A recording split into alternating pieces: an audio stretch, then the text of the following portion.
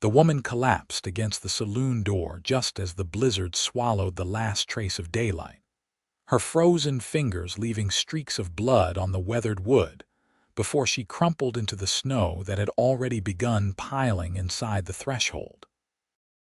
Thomas Xavier had been nursing his whiskey in the corner when he heard the thud, his weathered hands setting down the glass with practiced steadiness as every head in the saloon turned toward the sound. The year was 1887, and Columbus, New Mexico rarely saw snow like this, let alone a woman arriving alone in the middle of a storm that had blown down from the mountains with unprecedented fury. He reached her in 3 long strides, his boots crunching through the ice that had formed on the floorboards near the entrance. She was barely conscious, her lips blue beneath the frost that had crystallized on her skin. Her dress, what remained of it, was nothing more than tattered silk better suited for a parlor than the brutal winter that had descended on the high desert.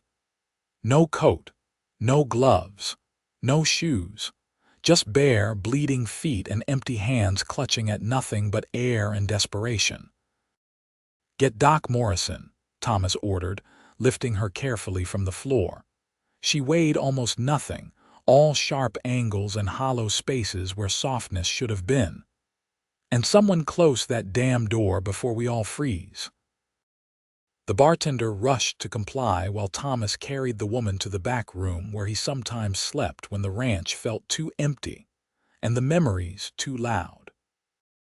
He laid her on the narrow bed, already barking orders for blankets, hot water, and anything that might bring warmth back to a body that had clearly given up everything to the cold.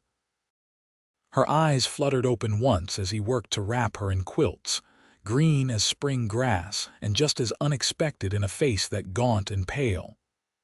"I have nothing," she whispered, the words barely audible over the howling wind that shook the walls. "Nothing left." Thomas found himself responding before he could think better of it, his rough hand brushing ice crystals from her dark hair with surprising gentleness. "You brought everything I need." He did not know why he said it. The words came from somewhere deep and unexamined, a place he had locked away after Rebecca died 3 years ago, taking their unborn child with her and leaving him with nothing but a successful ranch and an empty house. But looking at this stranger who had literally fallen into his life during an impossible storm, Thomas felt something shift in his chest, like the first crack in river ice at the end of a long winter. Doc Morrison arrived 20 minutes later, stamping snow from his boots and muttering about frostbite and pneumonia. Thomas stood back while the old physician examined the woman, noting the way her breathing remained shallow, the way her skin stayed too pale despite the blankets, and the fire someone had stoked to roaring in the small stove. "She is going to lose at least 3 toes if we are lucky," Doc Morrison announced grimly, straightening up with a grunt. "Maybe more. Where did she come from?" "No idea," Thomas admitted. "Just appeared at the door like a ghost." "Well, this ghost needs constant care for the next few days, or she will be an actual ghost." The doctor fixed him with a meaningful stare. "You volunteering, Xavier? Because I've got my hands full with half the town coming down with influenza, and this storm is not letting up." Thomas looked at the woman on the bed, at the dark hair spread across his pillow and the way her hand had curled into a fist even in unconsciousness, as if she was still fighting. "I will take her to the ranch. Got more room there anyway." "You sure about that? Taking in a complete stranger?" "She could be running from the law, running from a husband, running from anything. She can run from it at my place just as well as anywhere else." Thomas was already moving, gathering the blankets around her more securely. "Get your bag. You are coming with us to make sure she survives the trip." The journey to the Xavier Ranch took an hour through snow that had turned the familiar landscape into something alien and treacherous. Thomas drove the wagon himself, keeping the horses steady while Doc Morrison huddled in the back with the woman, monitoring her breathing and cursing the weather with creative enthusiasm. By the time they reached the sprawling ranch house, Thomas could barely feel his own fingers, and the woman had started shivering violently, which the doctor assured him was actually a good sign. "Means her body is still fighting," Morrison explained as they carried her inside. "Get her near the fireplace, but not too close. I need to work on these feet." Thomas spent the next 2 hours feeding the fire, heating water, and following Morrison's curt instructions while the doctor fought to save as much of the woman's extremities as possible. The toes on her left foot were the worst, blackened and clearly beyond saving. Morrison worked with grim efficiency, and Thomas was grateful the woman remained unconscious throughout the procedure. "Best thing for her right now," Morrison said as he cleaned his instruments. "Got some laudanum here if she wakes in pain, but use it sparingly. I will be back tomorrow if this storm breaks, but you are on your own until then. Keep her warm, get fluids in her if she wakes, and for God's sake, Xavier, do not let her try to walk." After Morrison left, Thomas sat in the chair beside the makeshift sick he had set up in the front room, closer to the fire and easier to monitor than any of the upstairs bedrooms. The blizzard continued its assault on the house, wind shrieking around the corners and piling snow against the windows, until the world outside disappeared entirely. He had sent his ranch hands to their bunkhouse before the worst of the storm hit, so it was just him and this stranger in the large house that had felt haunted by absence for 3 long years. She woke near midnight, her eyes flying open with panic, before focusing on him in the firelight. "Where am I? My ranch." Xavier spread about 5 miles outside Columbus. Thomas leaned forward, keeping his voice calm and level. "You collapsed in town during the blizzard. Doc Morrison patched you up best he could." Her hand moved under the blankets, clearly inventorying her injuries. When she reached what remained of her left foot, her face went very still. "How much did he take?" 3 toes. Frostbite had them already gone. He saved the rest. Thomas poured water from the pitcher he had kept by the fire. "Can you sit up? You need to drink." She managed it with his help, accepting the cup with shaking hands. He noticed she had beautiful hands despite the damage, long fingers that spoke of gentler work than the calluses on his own palms knew. She drank deeply, desperately, and he refilled the cup twice before she finally sank back against the pillows. "What is your name?" he asked. Hannah Jacobs." She studied him with those remarkable green eyes, taking in his weathered face and the gray threading through his dark hair at the temples. "You are the man who found me. You said something." Thomas felt heat rise in his face that had nothing to do with the fire. "You were half dead." "I said a lot of things. You said I brought everything you need." Hannah's voice was soft but certain. "Why would you say that to a stranger? Damned if I know." He stood, suddenly needing distance, moving to adjust the fire even though it needed no adjusting. "You should rest. We can talk when you are stronger. I need to tell you why I came to Columbus, why I was out in that storm. That can wait." "No, it cannot." There was steel beneath the weakness in her voice, a strength that had kept her alive through whatever had brought her to his door. "You deserve to know what you took in, what trouble might follow me." Thomas turned back to face her, leaning against the mantel with his arms crossed. "All right, I am listening." Hannah took a breath that clearly cost her. "I was married to a man named Richard Jacobs. He owned a hotel in Santa Fe, and I thought I was lucky to catch his eye. He was older, established, respectable. Everything a young woman was supposed to want." "Supposed to want," Thomas repeated, "but not what you actually wanted." "I did not know what I wanted. I was 19 and stupid and believed that marriage meant safety." Her laugh was bitter. Turned out Richard wanted a decoration more than a wife, someone to show off at parties, to make his business associates envious. And when I failed to meet his expectations, when I spoke too freely or smiled too warmly at the wrong person, he had ways of correcting me. Thomas felt his jaw tighten but said nothing, letting her continue at her own pace. It went on for 2 years. I learned to be quiet, to be perfect, to be invisible. But last month something changed. Richard started talking about taking a second wife. A younger girl, barely 16. He wanted children, you see, and I had not given him any. He wanted me to help him convince this girl's family that it would be a good match. Polygamy is illegal in New Mexico territory, Thomas said flatly. Since when has the law stopped men like Richard? He had money, connections, judges in his pocket. He could do whatever he wanted. Hannah's hands twisted the blanket. I met the girl, saw the fear in her eyes that I recognized from my own mirror, and I knew I could not let it happen, could not let him destroy another life. So you ran. I took money from his safe, enough for a train ticket to El Paso and a bit extra. I thought I could disappear, start over somewhere he would never find me. She closed her eyes. But he discovered the theft before I made it out of Santa Fe, sent men after me. I jumped from the train near Deeming, lost the money in the process. Spent 2 days walking toward Columbus because I heard it was small, out of the way. Then the storm hit. And you kept walking anyway. What choice did I have? Richard's men were behind me. The storm was all around me. I just kept moving forward because stopping meant dying. She opened her eyes again, meeting his gaze directly.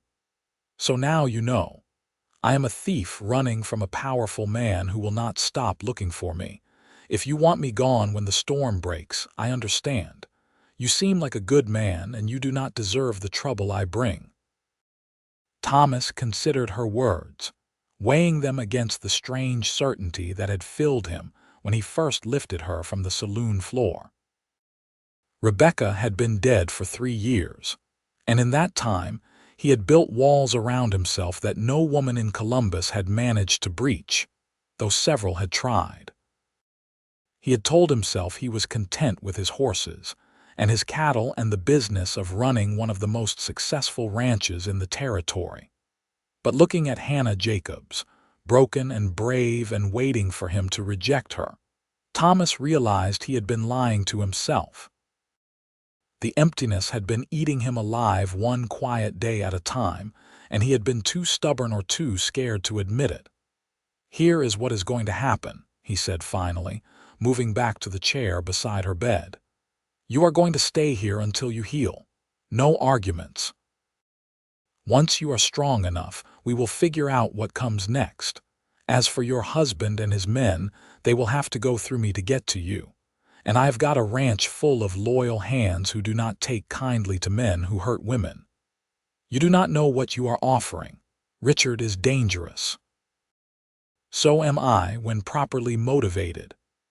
Thomas found himself almost smiling at the surprise in her face. "Get some rest, Hannah Jacobs. We will talk more in the morning." The blizzard lasted 3 more days, burying the ranch in snow and cutting them off from town completely. Thomas spent that time learning to navigate the strange intimacy of caring for someone too injured to care for themselves. He helped Hannah eat, brought her water, changed her bandages with hands that learned gentleness despite their roughness. They talked during the long hours when the wind howled and the world shrank to the circle of firelight in his front room. He learned that she had grown up in St. Louis, the daughter of a school teacher who died when Hannah was 16.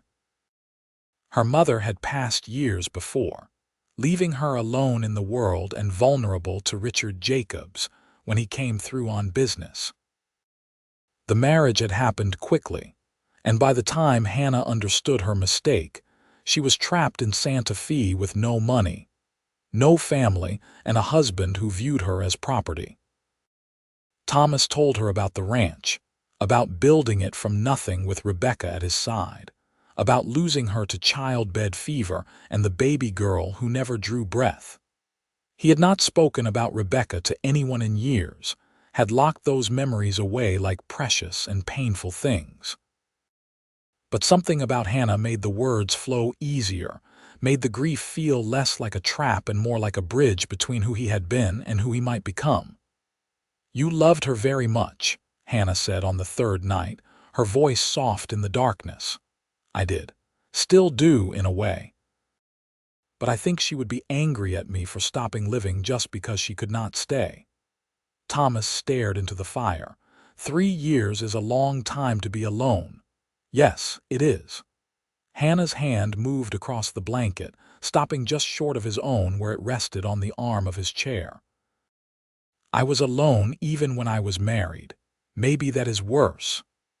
Thomas closed the distance, covering her hand with his.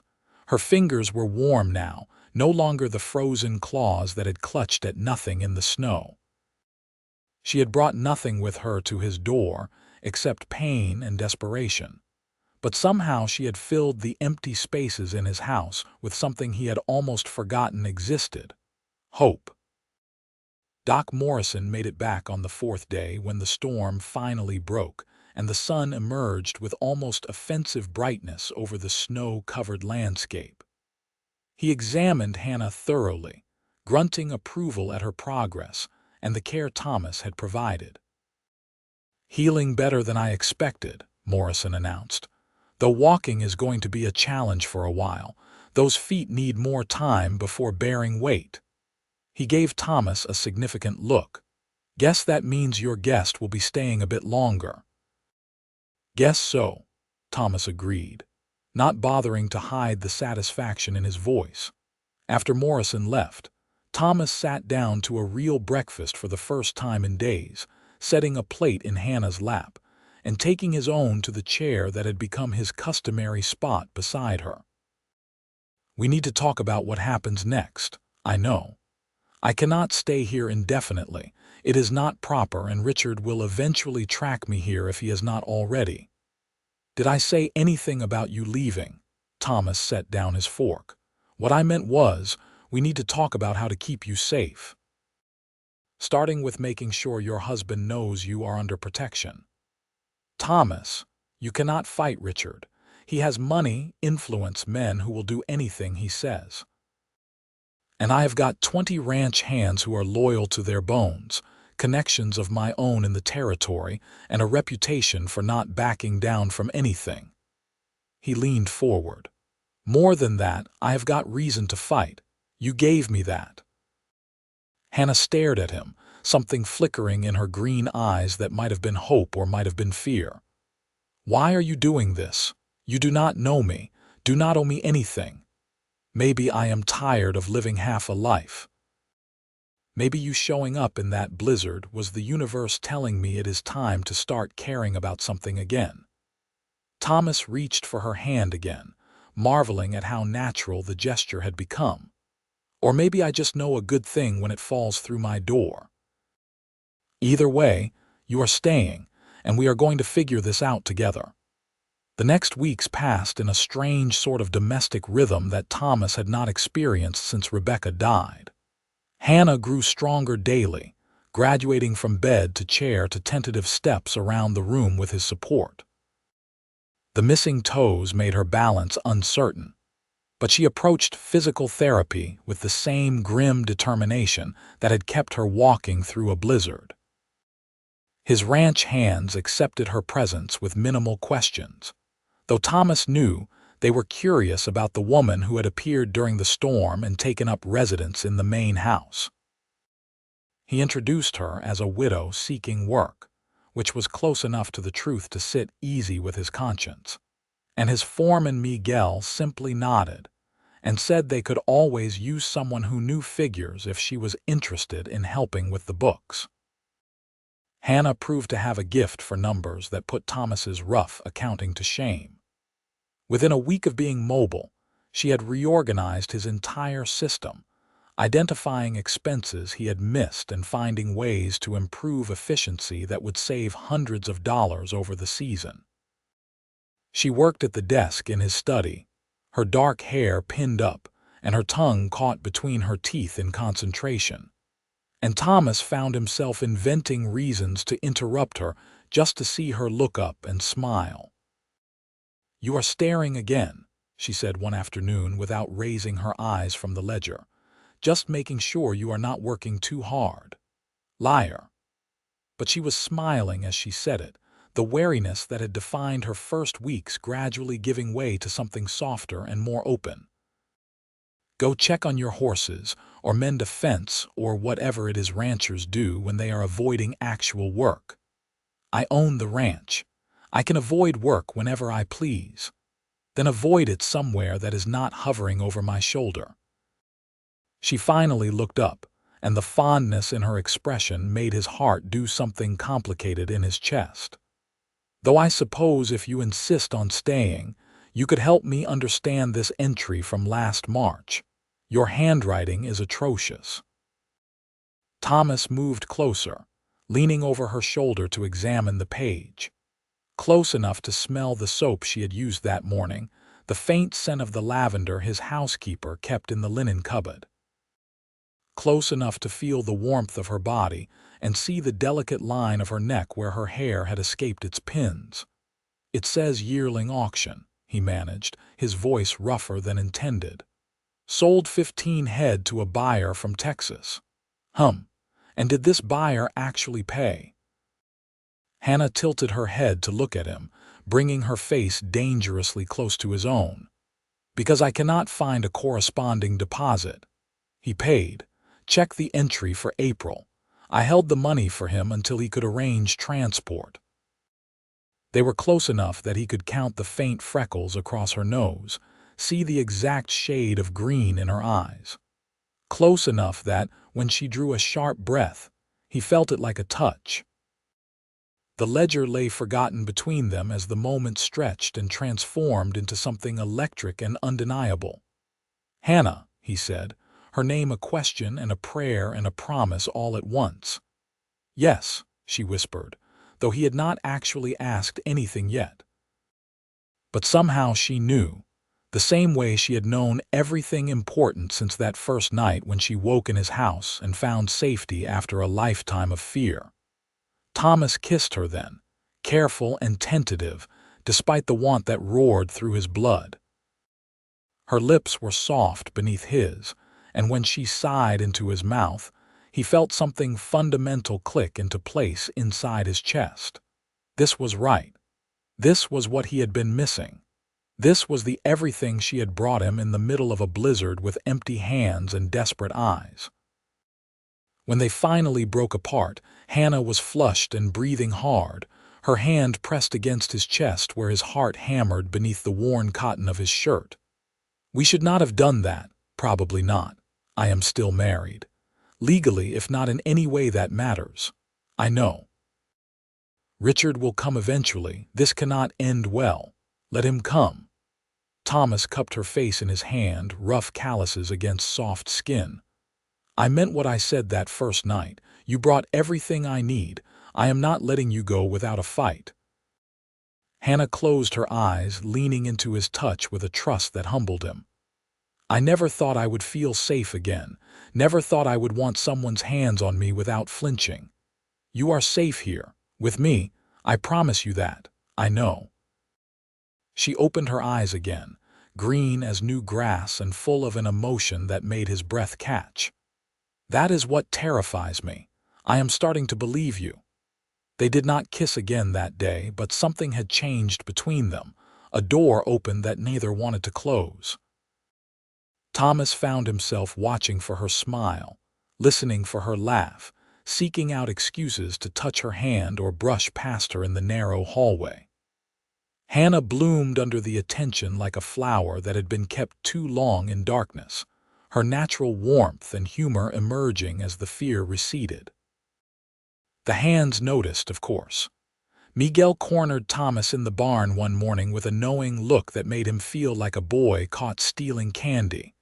"You are falling for her," Miguel said bluntly, never one to waste words on diplomacy. "That obvious. You whistle when you work now." Have not heard that since Miss Rebecca. The foreman crossed his arms, his weathered face serious. She running from something? Thomas considered lying, then remembered this was Miguel, who had been with him from the beginning and earned his trust 100 times over. A husband. Rich man in Santa Fe who thinks women are property. She took money and ran. He going to come looking, probably. Then we had better be ready. Miguel nodded once, the matter settled in his mind. The boys will stand with you. Miss Hannah is good people, we take care of our own. Appreciate it, Miguel. One more thing, boss. The foreman's expression softened slightly. Miss Rebecca would want you to be happy. Do not let guilt hold you back from something good. The words stayed with Thomas throughout the day, echoing in his mind as he worked. Rebecca would want him to be happy. He believed that. She had been too generous in spirit to wish him a lifetime of loneliness. But believing it and accepting it were different things, and part of him still felt like loving Hannah meant betraying the memory of his first wife. He was still wrestling with those thoughts when he returned to the house that evening to find Hannah in the kitchen, attempting to make dinner despite her still healing feet. She had flour on her nose and frustration in her eyes, glaring at a lump of dough like it had personally insulted her. "I used to be good at this," she muttered. "My mother taught me to make bread before I was 10. Now I cannot even get the dough to rise properly. Maybe the dough knows you are supposed to be resting." Thomas washed his hands in the basin, moving beside her at the wide wooden table. "Here, let me help. You know how to make bread, ranch owner, remember? I had to learn to cook after Rebecca died unless I wanted to live on Miguel's beans for the rest of my life." He took over kneading the dough, his strong hands working the sticky mass with practiced efficiency. The trick is not to overwork it, gentle but firm. Hannah watched him work, something soft in her expression that made him hyper-aware of her proximity. "You are a surprising man, Thomas Xavier." "How so?" "Most men I have known would rather starve than be caught doing women's work." "Most men are idiots." He shaped the dough into a ball, setting it in the bowl to rise. "Rebecca taught me that keeping house is just work. No shame in it, no matter what parts you have got. We were partners in everything, from branding cattle to cooking dinner." "You really loved her." "I did." Thomas turned to face Hannah fully, flour dusting his forearms and honesty roughening his voice. "But I am starting to love you too. And I need you to know that is not a betrayal of her memory.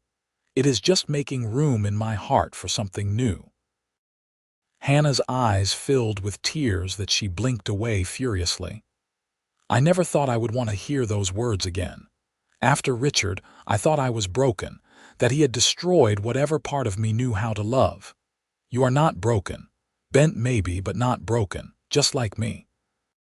He reached for her hand, lacing their fingers together. "Maybe that is why this works. We both know what it is to lose something, to survive something. We do not have to pretend to be perfect for each other." "I love you too," Hannah whispered, the words trembling but certain. "I probably have since that first night when you said, 'I brought everything you needed.' No one has ever made me feel valuable just for existing." Thomas pulled her close, tucking her head beneath his chin and holding her like she was precious and fragile and strong all at once. They stood that way for a long time, the kitchen warm around them and the bread rising on the counter, building something new from the broken pieces they had brought to each other. Spring came late that year, the snow lingering in the high places long after the valleys turned green. Thomas threw himself into the work of the ranch with renewed energy, Hannah at his side more often than not. She learned to ride despite her balance issues, sitting a gentle mare named Daisy with determination and gradually improving grace. She helped with the branding, keeping records and administering first aid when one of the hands inevitably got burned or kicked. She argued with suppliers over prices and charmed the bank manager in town into better loan terms. The people of Columbus accepted her gradually, though Thomas knew rumors circulated about the woman living on the Xavier ranch. He did not care. Let them talk. Hannah made him feel alive again, made the big house feel like a home instead of a mausoleum. They were careful to maintain propriety, her room upstairs and his on the first floor. But everyone knew it was only a matter of time before the situation became official. The only cloud on the horizon was Richard Jacobs, and the inevitable confrontation Thomas knew was coming. He had sent discreet inquiries through his lawyer in Santa Fe, learning enough to confirm everything Hannah had told him and more. Jacobs was indeed powerful, well-connected, and utterly ruthless in business dealings. He had also reported his wife missing, though interestingly he claimed she had been kidnapped rather than admitting she had run, protecting his reputation. Hannah explained when Thomas shared the information. Easier to play the concerned husband searching for his stolen wife than admit she fled from him, makes him look like a victim instead of what he really is. Does not change the facts. You left of your own will and you are not going back. What if he forces the issue, brings the law? Then we fight it in court. I have got lawyers too, and they are damn good, plus your testimony about his treatment and his plans for that girl. Public scandal is the last thing a man like Jacobs wants. Hannah worried her lower lip, a gesture Thomas had learned meant she was thinking hard about something uncomfortable. There is another option, one that would protect you if things go wrong. What option? I could leave. Go to California or Oregon, somewhere he would never find me. Start completely over. No. The word came out harsher than he intended, sharp with fear at the thought of her disappearing. That is not happening. Thomas, I will not let you lose everything because of me. You are everything, he said, echoing those first words in a way that made her eyes shimmer with tears. Losing you would be losing everything. We stand together, Hannah. That is not negotiable. She kissed him then, fierce and desperate, her hands fisting in his shirt as if she could anchor herself to him through sheer force of will. Thomas kissed her back with equal intensity, pouring 3 months of growing love and frustrated desire into the press of his lips and the sweep of his tongue. When they finally broke apart, both breathing hard, he rested his forehead against hers and made a decision that felt inevitable and right. Marry me. Hannah went very still. What? Marry me. We can go to El Paso, file for your divorce on grounds of cruelty and abandonment. Once it is final, we make this official. I want you as my wife, Hannah, not just living in my house but sharing my life completely. That could take months, maybe longer if Richard contests it. Then we wait. But at least we would be moving forward instead of just hiding and hoping. He pulled back enough to see her face, to read the emotions flickering across her features. I am not asking you to decide right now. Think about it. But know that I am serious. About you, about us, about building a future together. Hannah touched his face with trembling fingers, tracing the line of his jaw and the curve of his mouth with something like wonder. I do not need to think about it. Yes. However long it takes, whatever we have to fight through, yes. I will marry you, Thomas Xavier. They went to El Paso the following week, taking Miguel along as both driver and chaperone to maintain propriety. Hannah filed for divorce with a lawyer Thomas's attorney recommended, laying out the grounds carefully and providing documentation where possible.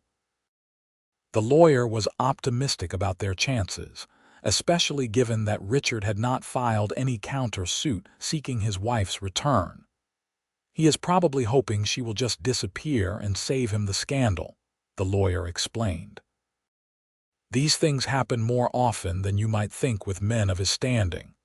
Wife becomes inconvenient, and they simply move on to the next one without bothering with legal niceties. How long? Thomas asked. If he does not contest, 3 to 6 months. If he fights it, could be a year or more. But given his silence so far, I am betting on the shorter timeline. They returned to Columbus cautiously optimistic, Hannah wearing a small smile that had not faded since Thomas's proposal. The ranch felt different now, charged with possibility instead of just safety. They made plans, tentative at first and then with growing confidence. Where they would marry, whether to expand the house or keep it as it was, how many children they wanted. "At least 3, Hannah said one evening as they sat on the porch watching the sunset paint the desert in shades of gold and crimson. "I always wanted a large family, brothers and sisters and enough noise to fill every corner. 3 sounds good, maybe 4 if you are determined." Thomas squeezed her hand where it rested in his. "Boys or girls, at least one of each, and I want the first to be a boy, a strong, kind man like his father." The words filled Thomas with a warmth that had nothing to do with the lingering heat of the day. A son. He had never let himself imagine that, after losing the daughter who never breathed. But Hannah made him believe in possibilities again, made the future feel like something to anticipate instead of endure. Richard Jacobs arrived in Columbus on a Tuesday in late May, stepping off the noon train with 2 hired men, and an expression of supreme confidence that set Thomas's teeth on edge. Word reached the ranch within an hour, brought by a breathless boy from the telegraph office who earned $5 for his speed. "He is asking about you," the boy reported between gasps, "showing people a picture of a lady and saying she was kidnapped, offering reward money for information." Thomas felt Hannah tense beside him, her hand finding his automatically. "How much is he offering?" $100 to anyone who knows where she is, $500 to anyone who returns her. It was a fortune to most people in Columbus, more than many made in a year. Thomas could already imagine the calculations happening in town, the way neighbors would weigh loyalty against opportunity. He needed to control this situation before it spiraled beyond containment. "Miguel, gather the hands. Full complement, armed but not aggressive. We are going to town." Thomas turned to Hannah, cupping her face in his hands. "You stay here. Lock the doors and do not open them for anyone but me or Miguel. Understood?" "Thomas, this is my fight. I should come." "No, he wants you emotional and scared, wants to paint you as a victim who needs rescuing." "We do not give him that." He kissed her forehead, then her lips quick and fierce. "Trust me, I am going to end this." The ride to Columbus took 30 minutes, Thomas at the head of a column of 20 armed men that turned heads as they passed through the dusty streets. Richard Jacobs was holding court in the saloon, the same one where Hannah had collapsed all those months ago. Thomas pushed through the doors with Miguel at his shoulder, his hands deliberately away from his guns but his posture radiating readiness for violence if necessary. Jacobs looked up from his whiskey, and Thomas got his first good look at the man who had hurt Hannah. He was in his 40s, well-dressed and groomed, with cold eyes that assessed everything in terms of value and control. Not physically imposing, but carrying himself with the arrogance of someone who had never faced real consequences for his actions. "Thomas Xavier," Jacobs said, making it sound like a pleasantry and a threat simultaneously. "I was hoping we would meet. I understand you have information about my wife." "Do not have information about your wife, but I know Hannah Jacobs, who is filing for divorce from you on grounds of cruelty and abandonment." Jacobs's smile did not waver, but something ugly flickered in his eyes. "Is that what she told you?" Poor woman is confused, probably traumatized from her ordeal. "She was kidnapped from Santa Fe, you know, taken by bandits who robbed my home." "That is a lie." "Is it? Then how do you explain the theft of $500 from my safe? Or my wife disappearing the same night?" Jacobs leaned back in his chair, the picture of reasonable concern. I have been searching for her for months, worried sick. And now I find she has been here all along, living with a strange man. One has to wonder what sort of coercion might be involved." Thomas felt rage building in his chest, but kept his voice level. "Hannah came here of her own free will, running from a marriage you turned into a prison. She has filed legal paperwork in El Paso to end it formally. You can contest if you want, but every detail of how you treated her will come out in court. How you beat her, isolated her, planned to take a child bride while still married. All of it public record." The smile finally cracked, Jacobs's expression going hard and mean. "You do not know who you are dealing with, Cowboy. I have lawyers, judges, politicians in my pocket. I will bury you and take back what belongs to me. Hannah does not belong to anyone but herself." Thomas took a step forward, aware of his men filling the saloon behind him, a show of force that made Jacobs's hired guns shift nervously. "And if you try to take her, you will have to go through me and every man here. We protect our own in Columbus." Touching, but ultimately meaningless. Jacob stood, straightening his jacket. "I will be filing kidnapping charges against you, Mr. Xavier. Should make for an interesting legal battle. Wonder how your precious ranch will fare when you are sitting in jail.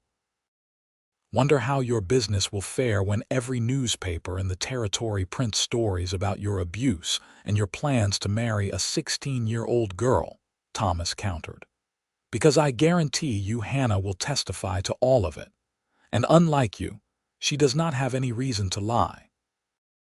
They faced each other across the smoky saloon, two men fighting over a woman's future with the law and violence and reputation as their weapons. Thomas could see Jacobs calculating odds, weighing the cost of pushing forward against the potential damage to his carefully constructed image. "This is not over," Jacobs finally said, but the confidence had leaked from his voice, replaced by something that sounded almost like uncertainty. "Yes, it is. You just have not accepted it yet." Thomas held his ground, letting silence stretch until the tension became unbearable. "Go back to Santa Fe, Jacobs. Sign the divorce papers when they arrive. Walk away while you still can with some shred of dignity intact. And if I refuse, then we do this the hard way and you lose everything. Your reputation, your business connections, maybe your freedom if Hannah presses charges for assault." Thomas smiled without humor. "Your choice, but you are not leaving Columbus with her. That is not negotiable." Jacob stared at him for a long moment, then turned to his hired men. "We are leaving. This town has nothing I need."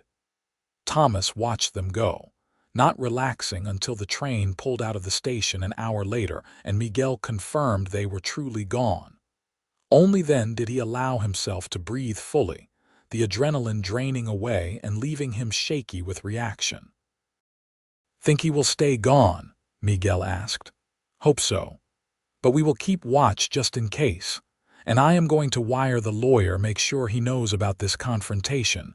Might help speed things along." He rode back to the ranch faster than was probably wise, needing to see Hannah and confirm she was safe. She met him at the door, throwing herself into his arms with a force that nearly knocked him backward. Thomas held her tight, feeling her shake with tears or relief or both. "It is over," he murmured into her hair. "He is gone, you are safe." He really left, just like that, not without threats and bluster, but he left, and he is not coming back, I made sure of it. Thomas pulled away enough to see her face, to wipe the tears from her cheeks with his thumbs. "You are free, Hannah. Or you will be once the divorce is final, but the hard part is over." She kissed him then, desperate and grateful and full of a joy he had not seen in her before. They stumbled into the house, still locked together. Months of restraint and propriety finally breaking under the weight of their relief and love and need for each other. Thomas knew he should be gentleman enough to wait, to honor the traditional timeline and give her space to process everything that had happened. But Hannah was pulling him toward the bedroom, her intentions clear, and Thomas had never been good at denying her anything she actually wanted. They made love that night with the windows open to the spring breeze, learning each other's bodies with hands and mouths and breathless whispers. Hannah was beautiful in the lamplight, her skin marked by scars that told stories of survival, her body responding to his touch with an eagerness that humbled him. Thomas tried to be gentle, to go slow, but she urged him on with nails dragging down his back and her legs locked around his waist. Afterward, they lay tangled together in sheets that smelled of lavender and satisfaction, Hannah's head on his chest and his hand stroking through her hair with lazy contentment. "I never knew it could be like that," she whispered. "Richard was always rough, impatient. Like I was something to be used quickly and forgotten. You are not something to be used. You are someone to be cherished." Thomas kissed the top of her head, feeling her smile against his skin. "And I plan to spend the rest of my life proving that to you." Bold claim, Cowboy. "I am a bold man when properly motivated." They slept that night wrapped around each other, and when Thomas woke to find her still there in the morning light, he felt something settle in his chest that had been restless since Rebecca died. Peace. Contentment. The sense that he was finally where he belonged. The divorce papers arrived in August, signed by Richard Jacobs without contest or comment. Hannah stared at them for a full minute before breaking into tears, clutching the documents like they were made of gold instead of paper. "I am free," she kept saying, over and over like a prayer or a spell. "I am actually free." They married a week later in a small ceremony at the church in Columbus, Miguel standing as witness and most of the town turning out to celebrate. Hannah wore a simple white dress ordered from the catalog, and Thomas borrowed a suit from the undertaker that almost fit. The vows were traditional, the kiss chaste for the benefit of the watching crowd, but Thomas felt the weight of the moment like a physical thing settling on his shoulders. Husband. He was a husband again. And this time, God willing, he would do it right. Keep her safe, keep her happy, build the life they had both been denied for too long. The wedding celebration lasted into the evening, the saloon transformed with decorations, and filled with music from a fiddler who came up from Deeming.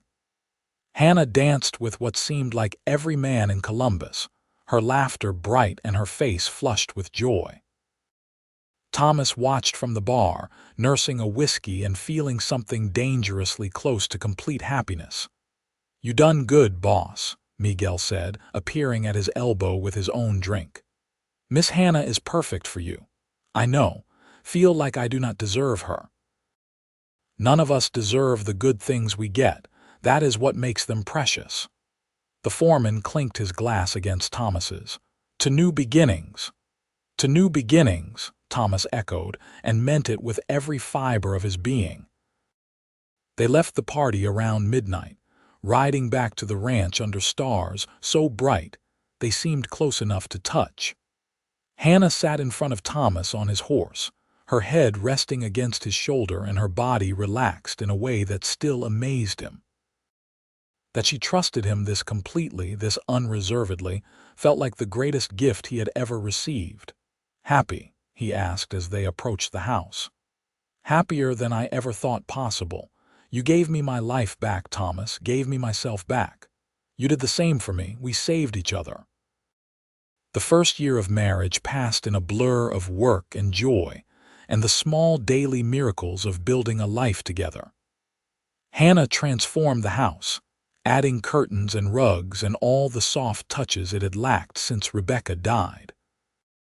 She planted a garden that somehow thrived despite the harsh desert climate, growing vegetables and flowers with equal enthusiasm. She learned to shoot, insisting that any woman living on a ranch needed to know how to protect herself, and proved to be a natural with a rifle.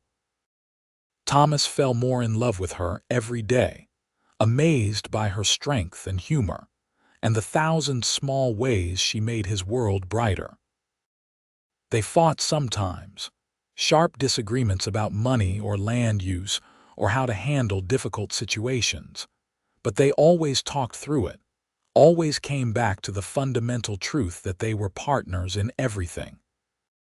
Hannah got pregnant in the spring, morning sickness announcing the baby's presence before any other signs appeared.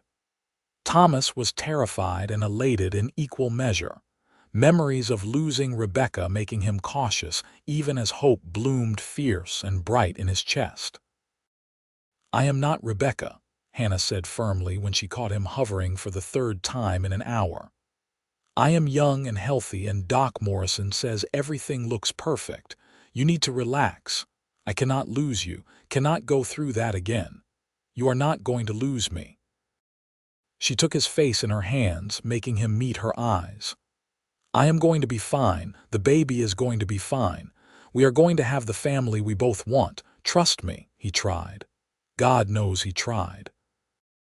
But as Hannah's belly swelled and her due date approached, Thomas found himself watching her with increasing anxiety, jumping at every wince or complaint. Doc Morrison finally banned him from the house during the last week, sending him to stay with Miguel until labor started. "You are making her nervous with all your fretting," Morrison said bluntly. "And a nervous mother is not good for anyone. Go work on the ranch. I will send for you when it is time." The summons came on a Tuesday evening in late October, a ranch hand thundering up to where Thomas was mending fence and shouting that Miss Hannah's time had come. Thomas rode back to the house at a pace that would have been reckless if he had been thinking clearly enough to care about danger. Hannah was in their bedroom, Doc Morrison and his housekeeper in attendance, looking tired but determined. She reached for him as soon as he entered, her hand crushing his with surprising strength. "You are here. Good, I need you here. I am not going anywhere. Whatever you need, I am here." Labor lasted 8 hours, long enough that Thomas's fear came roaring back with crippling intensity. But Hannah was strong, stronger than he had given her credit for, bearing down when Morrison instructed and breathing through contractions that looked agonizing. Thomas stayed at her side the entire time, letting her squeeze his hand until he lost feeling, murmuring encouragement and love and prayers that someone might be listening. Their son was born just after midnight, emerging into the world with a furious cry that was the most beautiful sound Thomas had ever heard. Morrison cleaned the baby with efficient gentleness, checking all the important details before wrapping him in a blanket and placing him in Hannah's arms. "Healthy boy. Good lungs, good color, all the right parts in all the right places." The doctor smiled, genuine warmth breaking through his usual gruffness. "Congratulations, both of you." Thomas stared at his son, at the tiny red face and waving fists, and felt something break open in his chest. A boy. They had a boy. Hannah was alive and exhausted but smiling, cradling their child with natural grace and fierce love already blazing in her eyes. "What should we name him?" Hannah asked, her voice rough from screaming but steady with joy. "Jacob," Thomas said, the name coming without thought. "Jacob Thomas Xavier, if that suits you." "It is perfect." Hannah looked down at their son, tears streaming down her face. "Hello, Jacob. We are your parents and we love you more than anything in this world." They stayed like that for a long time, the three of them forming something new and precious in the lamplight. Thomas had thought his life was over when Rebecca died, had believed himself incapable of this kind of happiness again. But Hannah had proven him wrong in the best possible way, giving him not just love but hope, not just companionship but partnership, not just survival but a reason to truly live. The years that followed were everything Thomas had dreamed and more. Jacob grew from infant to toddler to boy, running wild on the ranch with his mother's determination, and his father's stubbornness.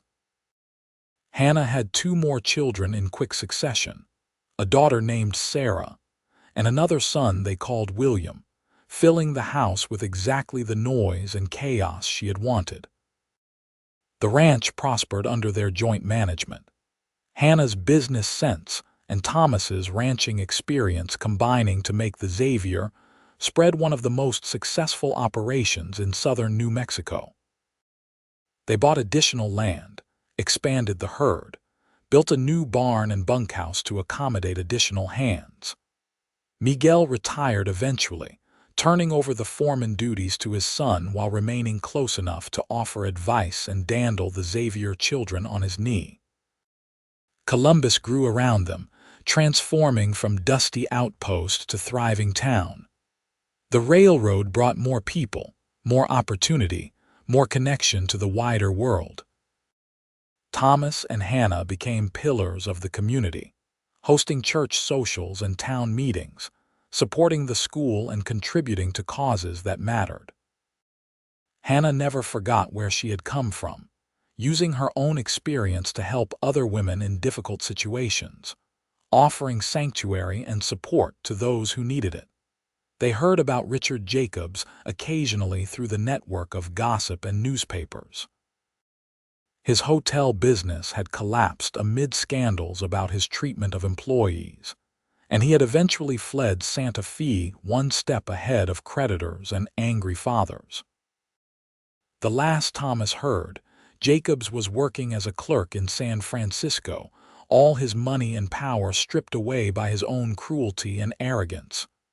"Good riddance," Hannah said when the news reached them. "Some men get exactly what they deserve." "You never talk about that time," Thomas observed. They were sitting on the porch watching their children play in the yard, Sarah chasing her brothers with a stick and shrieking with laughter. "About what he did to you. Because it does not matter anymore. He is my past and you are my present and future." Hannah leaned against him, fitting perfectly into his side the way she always had. "I spent 2 years as his victim. I am not spending the rest of my life defined by what he took. I would rather focus on what I found, which is everything I need." She smiled up at him, green eyes bright with the love that had never dimmed despite the years and challenges and ordinary difficulties of building a life together. "You said it that first night, remember, that I brought everything you needed. Turns out you brought everything I needed too. Love, safety, partnership, family. A chance to be myself instead of someone's possession." Thomas kissed her, slow and thorough and full of the contentment that came from knowing he was exactly where he belonged. "Best decision I ever made, taking you in from that blizzard. Best decision I ever made, collapsing at your door." They sat together in comfortable silence, watching their children play and the sun paint the desert in shades of gold and crimson. 20 years had passed since Hannah arrived in Columbus with nothing but desperation and hope. 20 years of building something beautiful from broken pieces, of choosing love over fear, of proving that sometimes the best things in life came from the most unexpected places. Jacob ran up to the porch, breathless and excited, his dark hair sticking up in all directions and his face smudged with dirt. "Papa, can we go riding? Please? Sarah wants to see the north pasture and Willie says there are new calves. Ask your mother, she is the boss." "Mama." Jacob turned pleading eyes on Hannah, who laughed and ruffled his hair. "Go on. But take Miguel's boy with you and be back before supper." The children thundered off toward the barn, their excitement carrying back on the wind. Thomas watched them go, marveling at the life he had built, the family he had never thought to have again. "Think we did all right?" he asked Hannah. "I think we did better than all right. I think we did exactly what we were meant to do." She squeezed his hand. "Built something worth fighting for. Something that will last long after we are gone. Dramatic tonight, are we? Just happy and grateful and very much in love with my husband." Hannah stood, pulling him up with her. Come on, Cowboy, we have got a few hours before the children get back. Think we can find a way to occupy ourselves? Thomas followed her inside, grinning like the young man he no longer was, but sometimes still felt like in her presence. I imagine we can think of something. They made love that afternoon with the windows open, and the desert breeze cooling their heated skin, taking their time because they could, because they had built a life that allowed for stolen moments and unhurried pleasure. Afterward, Hannah curled against him with her head on his chest, tracing idle patterns on his skin while he played with her hair. You ever think about how different things would be if that blizzard had not happened? She asked. If I had made it to El Paso, or if you had not been in the saloon that night, sometimes. But I try not to dwell on it. The what-ifs will drive you crazy. I think we were meant to find each other. I know that sounds foolish, but I really believe it. That the universe conspired to put me in that storm and you in that saloon at exactly the right moment. Maybe you are right. Rebecca used to say that everything happens for a reason, even when we cannot see what that reason is. Thomas tightened his arms around her. I lost her and I thought my life was over, but maybe I needed to lose her to be ready for you, to appreciate what we have because I know how rare and precious it is. I love you, Thomas Xavier. Thank you for saving me. Thank you for letting me. For bringing everything I needed when I did not even know I needed anything. He kissed the top of her head, breathing in the familiar scent of her hair, for giving me a reason to be happy again. They lay together until the angle of light through the windows warned that the children would be returning soon, then dressed and went downstairs to start preparing supper. It was an ordinary evening in an ordinary week of an extraordinary life, the kind of simple happiness that had once seemed impossible to both of them. The years continued their steady march, bringing changes and challenges and joys in equal measure. Jacob grew tall and strong, taking over more of the ranch work and showing every sign of being a fine rancher himself. Sarah proved to have her mother's head for figures and her father's stubbornness, managing the books by the time she was 15 and negotiating with suppliers like a seasoned professional. William was the dreamer of the family, more interested in books and learning than cattle, and Thomas and Hannah supported his ambitions to attend college back east. Thomas's hair went fully gray and then white, his body aging with the wear of decades of hard work. Hannah gained lines around her eyes and silver in her dark hair, but to Thomas she was as beautiful as the day he first saw her collapsed in the snow. More beautiful, maybe, because now he knew every inch of her inside and out, knew her heart and mind and soul as thoroughly as he knew his own. They celebrated their 25th wedding anniversary with the whole town turning out, a party that lasted 2 days and left everyone pleasantly exhausted. Miguel made a speech that had half the crowd in tears, talking about faith and second chances and the power of love to heal old wounds. Thomas held Hannah close as they danced, the two of them moving with the ease of long practice, and felt grateful beyond words for the life they had built. "Do you remember your wedding vows?" Hannah asked, her voice soft beneath the music. "Every word. To have and to hold from this day forward, for better or worse, for richer or poorer, in sickness and in health, to love and to cherish, until death do us part. Think you have kept them? I have tried. Have you? Every single day." She looked up at him, green eyes still bright despite the years. "You are my great love, Thomas, my great adventure, everything I never knew I needed until you showed me what life could be. The feeling is mutual, Mrs. Xavier, in every possible way." They danced until the music ended, surrounded by family and friends and the life they had built from nothing but hope and determination. When the party finally wound down and everyone headed home, Thomas and Hannah stood on their porch watching the stars wheel overhead in the vast New Mexico sky. "It has been a good life," Hannah said quietly. "The best life." Thomas pulled her close, feeling her heart beat steady against his ribs. "Thank you for sharing it with me. Thank you for giving me a life worth living."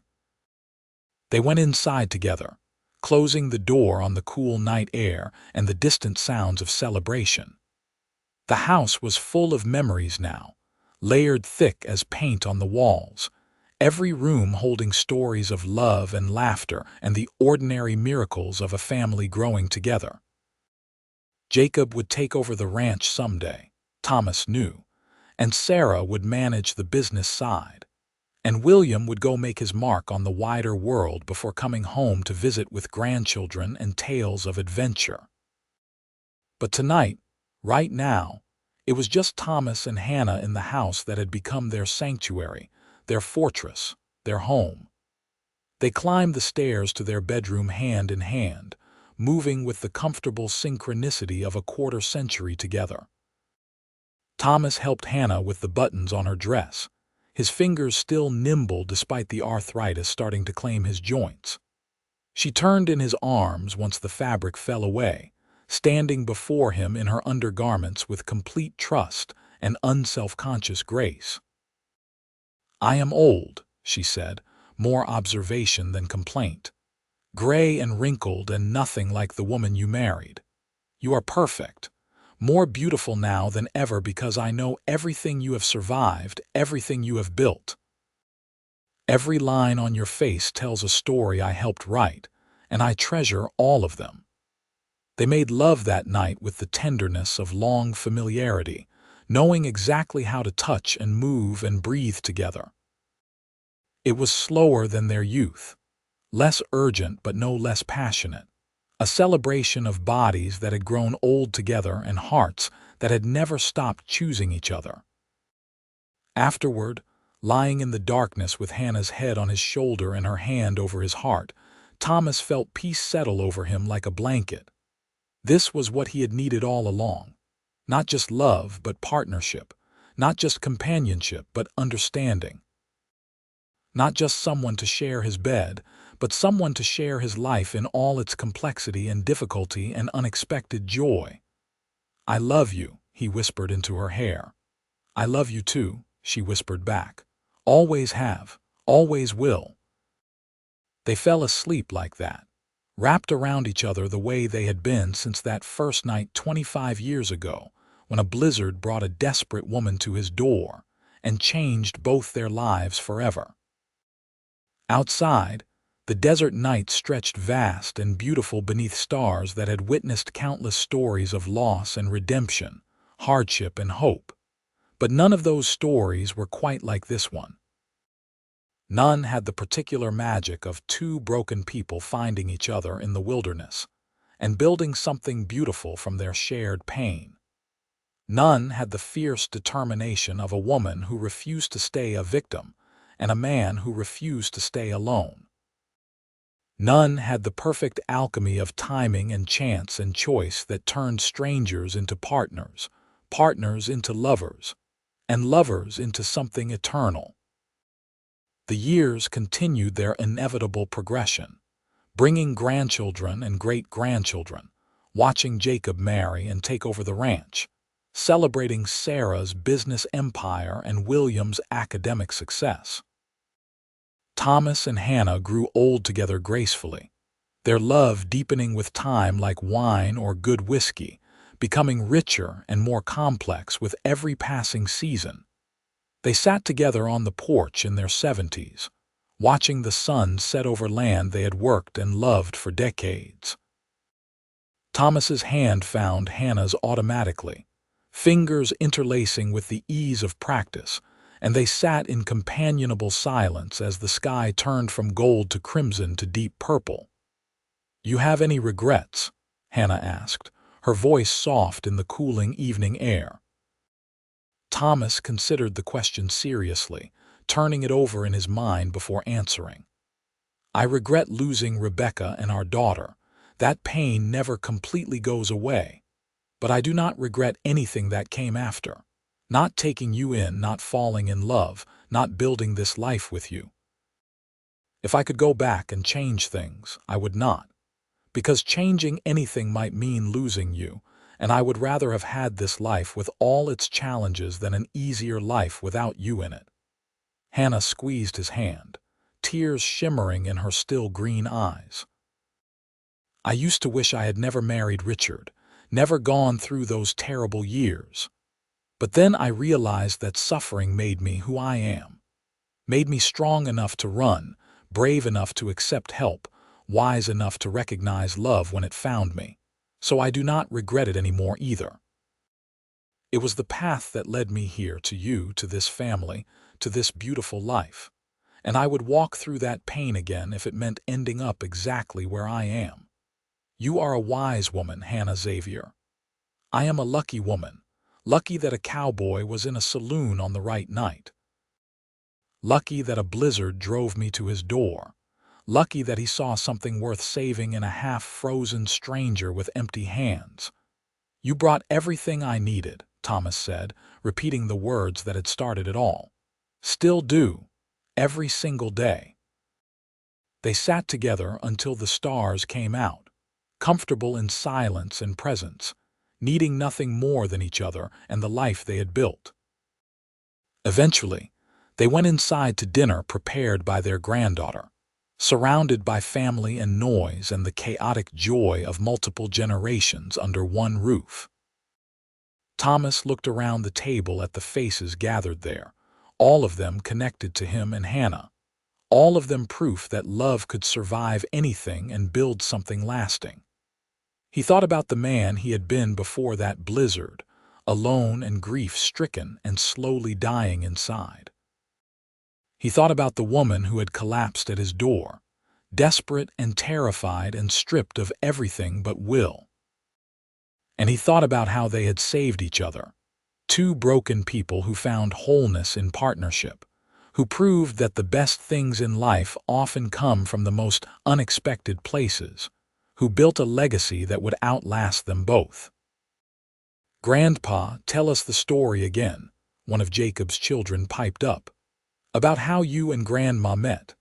Thomas looked at Hannah, who smiled and nodded permission.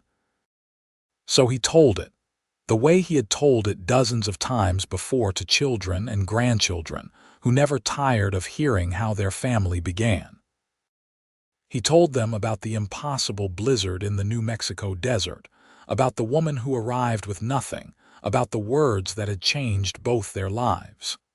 "You brought everything I need," he concluded, reaching for Hannah's hand across the table. "And she did. More than I ever knew I was missing." The children listened with wide eyes, and the adults smiled with the knowing looks of people who understood exactly how rare and precious true love really was. And when the story ended and the meal resumed, Thomas felt that familiar peace settle over him again, the certainty that his life had mattered, that the choices he made that cold night in 1887 had rippled out in ways he could never have imagined. Years later, when Thomas's time finally came, he went peacefully in his sleep with Hannah at his side. His children and grandchildren gathered around to say goodbye. His last words were for her, whispered with the last of his strength. "Thank you for the life we built. Thank you for being my everything." Hannah held his hand as he slipped away, tears streaming down her weathered face but her voice steady as she whispered back, "Thank you for seeing me, for saving me, for loving me. I will carry you in my heart until we meet again." She lived 3 more years after Thomas died, staying strong for their family but clearly diminished without her partner. When her own time came, surrounded by the same loving family, her last words echoed his. "Tell Thomas I am coming. Tell him I brought everything he needs. Tell him I love him still." They were buried side by side on the hill overlooking the ranch they had built together, their graves marked with simple stones that bore their names and dates, and a single line that told their whole story. She arrived in a blizzard with nothing. He said she brought everything he needed. The Xavier ranch continued for generations, passing from child to child, always remembering the two people who had started it all. Their story became legend in Columbus, told and retold until it took on the quality of myth. The woman who ran from cruelty and found love. The man who saved a stranger and found his reason to live again.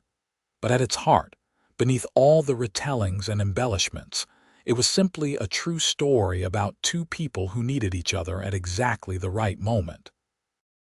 About how sometimes the universe conspires to put us exactly where we need to be, even when the path there is painful and difficult. About how love can bloom even in the harshest conditions, if given space and care and the courage to take a chance on something new. It was a story about hope and second chances, about choosing each other every single day for decades, about building something beautiful from broken pieces, about finding home in another person and learning that sometimes arriving with nothing is exactly what allows you to see what truly matters. And long after Thomas and Hannah were gone, their descendants still told the story on cold nights when the wind howled around the old ranch house. They told it to remind themselves that courage is rewarded, that love conquers pain, that the best things in life are worth fighting for. They told it because it was true, every word of it, from the impossible blizzard to the final goodbye. A love story for the ages, born in the Wild West and lasting long enough to see the century turn and the world change beyond recognition.